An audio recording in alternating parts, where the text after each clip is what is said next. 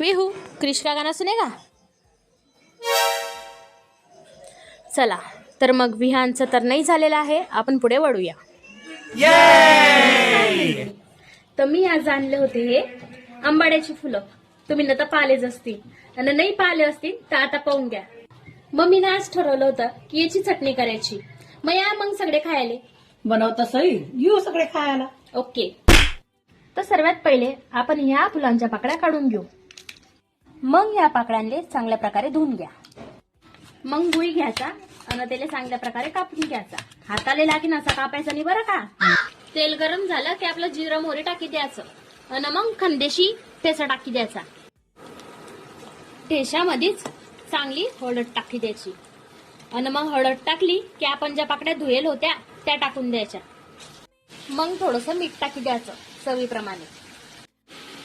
मग याला चांगलं शिजू द्यायचं. हे पा हे आता चांगल्या प्रकारे शिजायले. जेवढा लागेल तेवढा गुळ टाकी घ्यायचा.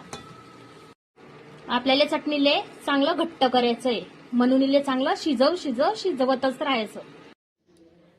हे पा आता तयार होई जायला आपली लाल आंबाड्यांच्या कैऱ्यांची चटणी. तर या मग आता सगळे खायले. मम्मी सांगा बरं कशी झालीये?